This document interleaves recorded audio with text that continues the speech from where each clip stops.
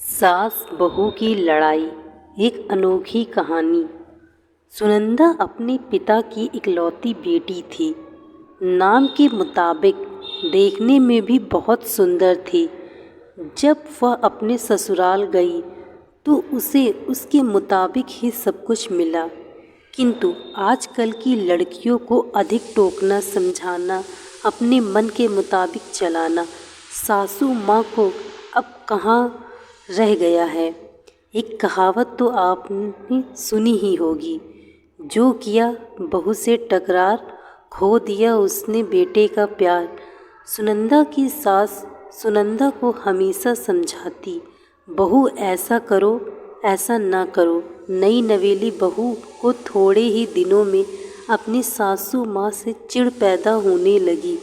इस प्रकार यह सिलसिला आगे की ओर बढ़ता गया। एक दिन सुनंदा के घर कुछ मेहमान आने वाले थे।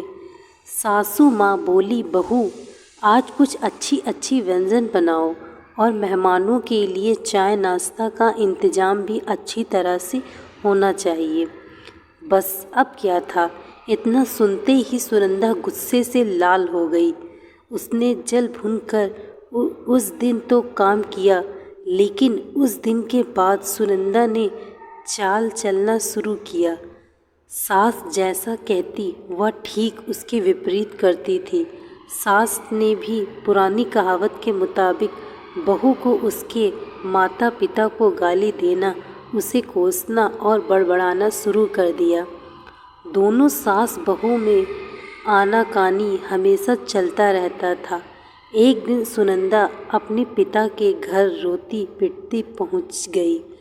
वह अपने पिता से बोली, पिताजी आप तो डॉक्टर हो, मुझे कुछ ऐसी दवा दीजिए जिसे खिलाकर वह बुढ़िया गूंगी हो जाए, क्योंकि वह मुझे गंदी गंदी गालियाँ देती है। इस पर पिताजी कुछ सोचते हुए बोले, बेटी मेरे पास एक ऐसी दवा है, लेकिन यह एक कड़वा है, वो आसानी से नहीं खाएगी। इसलिए मैंने एक युक्ति सोची है। तुम हर रोज़ 1 महीने तक यह दवा अपनी सास को खाना में मिलाकर खिलाते रहना। ठीक 1 महीने में वह पूरी तरह गूंगी हो जाएगी। लेकिन हाँ, यह दवा थोड़ा कड़वा है, इसलिए तुम खाना इतना प्यार से खिलाना कि उसे पता ही ना चले। दवा लेकर सुनंदा खुशी खुशी अपने घर आई और पिता के कहे मुताबिक अपना काम शुरू कर दी। अब सास जो कुछ भी कहती उसे वह मानती और उलटकर जवाब भी नहीं देती, क्योंकि वह जानती थी कि बुढ़िया तो अब महीने भर में गूंगी होने वाली है। बोल ले जितना बोलना है, उसके बाद वह चैन से रहेगी।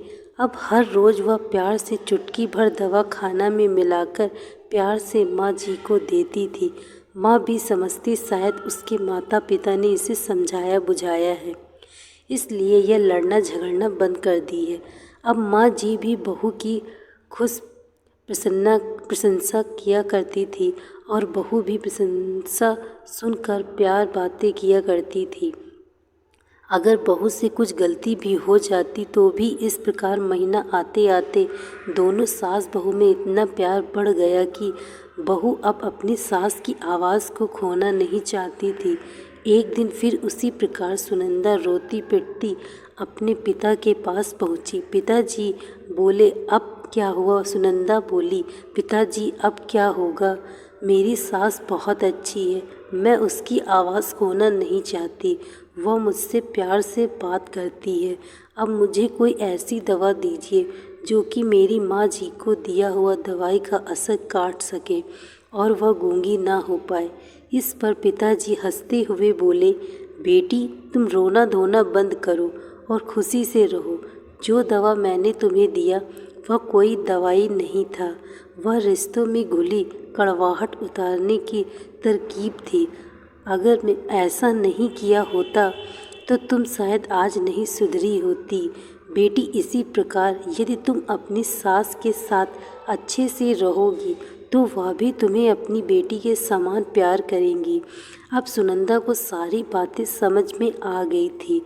उसे अपनी गलती का एहसास भी हो गया था। वह वापस अपने ससुराल चली आई। इसके बाद दोनों सास बहू प्यार से रहने लगी।